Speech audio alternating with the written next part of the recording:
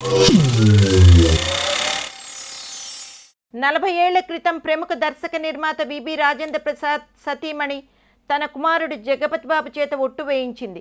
ఏమిటా ఒట్టు అంటే తాను సినిమా రంగం వైపు వెళ్ళకూడదని, ఆమె భయం ఏమిటంటే చిత్రసీమలో ఎంత జాగ్రత్తగా ఉండాలనుకున్నా చెడిపోవడానికి ఎక్కువ అవకాశాలు ఉంటాయని.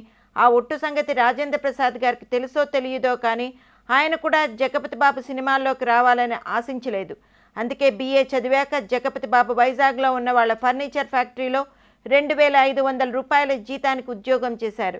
అయితే ఉద్యోగం వ్యాపారం లాంటివి జగపతి బాబుకు రుచించలేదు. పోనీ పై చదువులకు అమెరికా వెళ్దామన్నా అది తల్లిగారికి ఇష్టం ఉండేది కాదు. అక్కడ ఏ తెల్లపిల్ల లవ్లో పడి కోడలిగా ఆమెను ఇంటికి తీసుకువస్తాడోనని అదో భయం. ఇవన్నీ చూసి తల్లికిచ్చిన ఒట్టు గట్టు మీద పెట్టి ధైర్యం చేసి తనకు సినిమాల్లో నటించాలన్న ఉత్సాహం ఉందని తండ్రి గారికి చెప్పాడు జగపతి బాబు. అన్నప్రాసన రోజే ఆవకాయ అన్నట్లు మొదటి చిత్రం సింహస్వప్నంలోనే హీరోగా ద్విపాత్ర అభినయం చేశాడు జగపతి బాబు. అది పెద్ద ఫ్లాప్. రెండవ చిత్రం అడవిలో అభిమన్యుడు కూడా ఫెయిల్ అయింది. పందిరి మంచం, పిల్లలు దిద్దిన కాపురం ఇలా వరుసగా అన్ని అపజయం పొందిన చిత్రాలే. అప్పుడు ఎలా ఉంటుంది? ఆత్మవిశ్వాసంతో పోరాడారు కాబట్టే ఇవాళ నిలదొక్కున్నాను. చాలామంది ఒక చిన్న సెట్ బ్యాక్కే ఇప్పుడు కుంగిపోతున్నారు. అది మంచి పద్ధతి కాదు. నా వాయిస్ కూడా మొదట్లో బాగోలేదన్నారు. గాయంలో రామ్ గోపాల్ వర్మ నా పాత్రకు నన్నే డబ్బింగ్ చెప్పమన్నారు. అప్పటి నుంచి నా వాయిస్ బాగుందని అందరూ అంటున్నారు.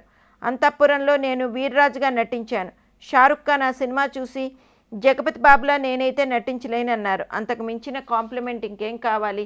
నేను నటుడిగా మంచి పేరు తెచ్చుకున్నాక అప్పుడు మా అమ్మకు నా మీద నమ్మకం ఏర్పడింది.